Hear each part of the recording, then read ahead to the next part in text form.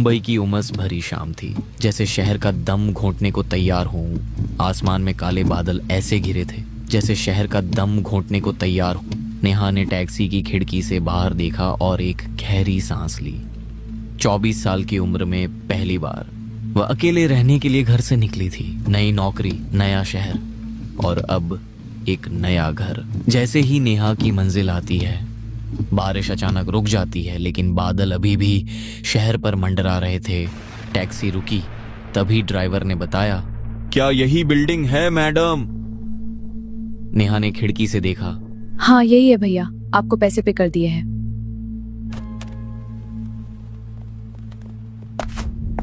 शांति कुंज, 3 मंजिला residential building, बिल्कुल इस शहर जैसी। न ज्यादा नई न ज्यादा पुरानी। नीचे पार्किंग, ऊपर बालकनियां, खिड़कियों में पर्दे, सब कुछ नॉर्मल था। नेहा जब आगे बढ़ी तब ग्राउंड फ्लोर के पोर्च में एक बुजुर्ग व्यक्ति कुर्सी पर बैठे थे। सफेद बाल, आंखें बड़ी बड़ी, चेहरे पर एक अजीब सी स्थिर मुस्कान। ये है मिस्टर विनायक, इस बिल्डिंग के मालिक। नेहा को देख विनायक कहता है, आ गई आप? आपका ही इंतजार कर रहा था। मुझे लगा बारिश में फंस गई होंगी। जी थोड़ा ट्रैफिक था, अब मैं थक चुकी हूँ। रूम की चाबी दीजिए। विनायक ने जेब से चाबियों का गुच्छा निकाला। First floor, flat number 102। इस बिल्डिंग में शांति बहुत जरूरी है, कोई शोर शराबा नहीं। उन्होंने नेहा को ऊपर से नीचे तक देखा और कहा, और हाँ, रात को दरवाजा अच्छे से लॉक करना। शहर भरोसे के लायक नहीं रहा। नेहा के शरीर में हल्की सी सिहरन दौड़ गई। वो मुस्कुराई, सिर हिलाया और सीढ़ियां चढ़ गई।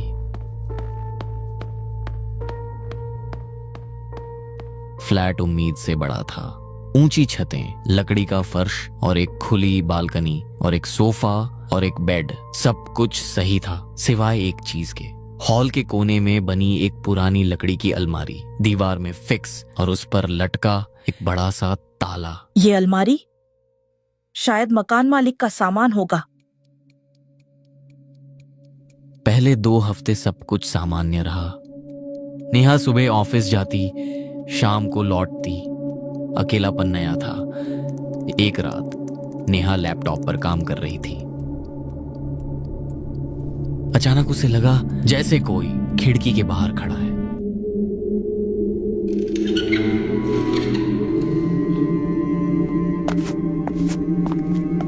फर्स्ट फ्लोर पर होने के बावजूद बालकनी के पास एक बड़ा पीपल का पेड़ था। ओह, मैं कितनी डर गई थी। ये पेड़ के पत्ते हिल रहे हैं।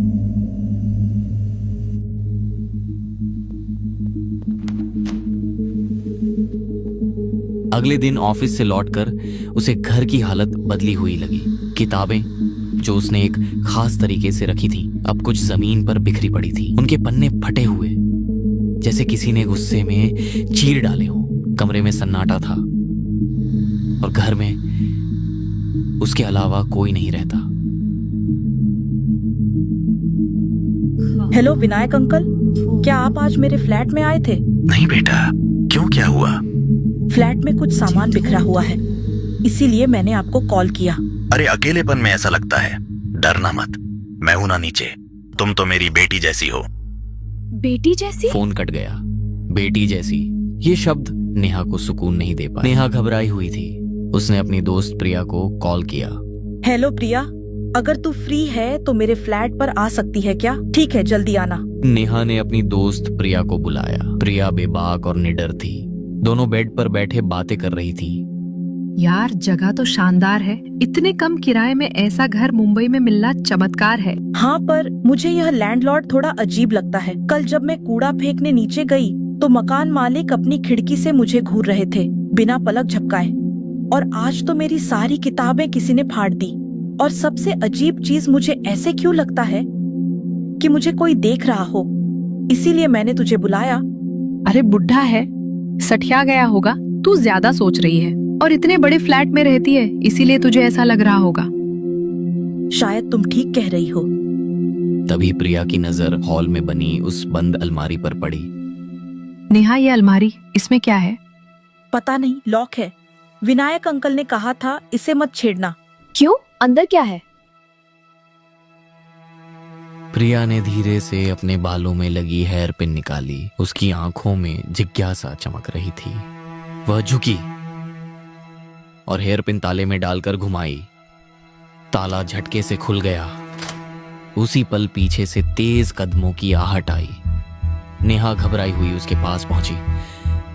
नेहा फुसफुसाते हुए डरी आवाज में कहती है, ये क्या कर रही हो प्रिया?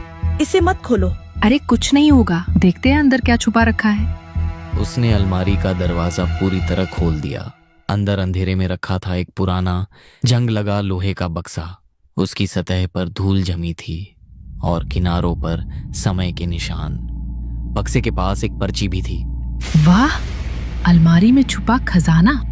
वह बक्से की ओर झुकी। चलो इसे भी खोल कर देखते हैं। रुको, पहले ये पढ़ तो लें, इसमें क्या लिखा है। लेकिन प्रिया ने उसकी बात अनसुनी कर दी। इतना भी क्या डरना। उसने झटके से बक्सा खोल दिया।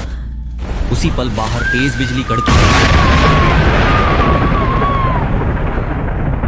प्रिया ने बक्से के अंदर झांका, फिर पलटकर नेहा की तरफ देखा और हंस पड़ी। अरे पागल, कुछ नहीं है, बिजली कड़की बस। उसने बक्सा आगे बढ़ाकर दिखाया। लो देखो, तुम्हारे विनायक अंकल का खजाना। अंदर एक पुरानी बदसूरत गुड़िया रखी थी। उसकी एक आंख टेढ़ी थी, दूसरी आधी बंद। चेहरे पर धूल जमी थी और होंठों पर हल्की सी दरार। प्रिया ने नाक सिकोड़ते हुए कहा, समझ नहीं आता, इस डरावनी गुड़िया को ताले में बंद करके क्यों रखा था। तभी दरवाजे पर जोरदार दस्तक हुई, इतनी तेज कि दोनों उछल पड़ी। नेहा और प्रिया ने एक दूसरे की तरफ देखा। दोनों के चेहरे से खून उतर चुका था। उन्हें पता था इस समय और कोई नहीं हो सकता। नेहा ने धीमे से कहा, विनायक काका। प्रिया ने बक्सा बंद किया। बक्सा उठाकर अलमारी में रखा, दरवाजा बंद किया और जल्दी में ताला बस लटका दिया। चाबी तो थी ही नहीं। फिर दोबारा दस्तक, इस बार धीमी लेकिन भारी। नेहा धीरे धीरे दरवाजे की ओर बढ़ी। उसका हाथ कुंडी पर कांप रहा था। उसने दरवाजा खोला। बाहर विनायक खड़े थे, चेहरा शांत, आंखें स्थिर, अजीब तरह से सामान्य। विनायक हल्की मुस्कान के साथ, क्या हुआ? मैंने कुछ आवाज सुनी। नेहा ने खुद को संभालते हुए कहा, कुछ नहीं काका, बस ग्लास गिर गया था। विनायक कुछ सेकंड उसे देखते रहे, जैसे उसकी आंखों के अंदर कुछ पढ़ने की कोशिश कर रहे हों। फिर धीरे से बोले, अच्छा ठीक है, ध्यान रखना। वो मुड़े। उनके कदमों की आवाज गलियारे में गूंजती रही, धीरे धीरे दूर होती हुई। नेहा ने दरवाजा बंद कर लिया, कुंडी चढ़ाई। कमरे में फिर सन्नाटा। तभी प्रिया बोली, मैं अब चलती हूँ नेहा, काफी देर हो गई। देख 11 बज गए। आज की रात यहीं रुक जाना। अरे बाबा डर मत, रुक जाती, लेकिन अपना फ्लैट खुला छोड़ आई हूँ। यार पता नहीं क्यों आज बहुत अजीब लग रहा है। प्रिया ने उसका कंधा दबाया। ठीक है, मैं अपने फ्लैट पर जाकर लॉक करके आती हूँ। जल्दी आना। प्रिया कमरे से बाहर चली गई। नेहा ने दरवाजा बंद किया। इस बार 2 बार कुंडी जांची। कमरा शांत था, बहुत ज्यादा शांत। नेहा के हाथ में अभी भी वो पर्ची थी। पर्ची को देख उसकी उंगलियां कांप रही थीं। पर्ची पुरानी थी, किनारे जले हुए से लग रहे थे। नेहा ने गहरी सांस ली और पढ़ना शुरू किया। इस अलमारी को मत खोलना, सच में मत खोलना। हम पहले यहाँ रहते थे। शुरू में कुछ अजीब लगा, फिर आवाजें आने लगी। लगा वहम है, लेकिन नहीं था। अलमारी खोलने के बाद सब बदल गया। रात में कोई कमरे में चलता है, सांस लेने की आवाज सुनाई देती है। अगर तुम ये पढ़ रही हो तो सावधान रहना, हो सके तो ये घर छोड़ देना और उस बक्से को मत खोलना, वरना वो जाग जाएगा। नेहा के हाथ से वो पर्ची छूटकर फर्श पर गिर गई। उसके दिमाग में बस आखिरी शब्द गूंज रहे थे, वो जाग जाएगा, वो जाग जाएगा।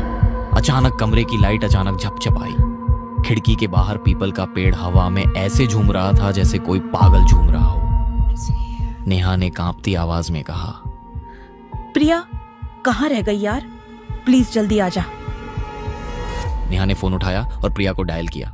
कोई जवाब नहीं। उसने फिर डायल किया। इस बार फोन उठा, लेकिन दूसरी तरफ से कोई आवाज नहीं आई। बस एक भारी गीली सांस लेने की आवाज आ रही थी। नेहा ने डरते हुए हॉल की उस अलमारी की तरफ देखा। ताला अभी भी कुंडी पर लटका हुआ था, लेकिन अलमारी का दरवाजा 2 इंच खुला था। जबकि प्रिया ने उसे बंद किया था। अचानक अलमारी के अंदर से कुछ गिरने की आवाज आई, जैसे कोई भारी चीज गिरी हो। नेहा की नजर फर्श पर गई। वो लोहे का बक्सा अलमारी से बाहर गिरा पड़ा था। उसका ढक्कन खुला था और गुड़िया अंदर नहीं थी।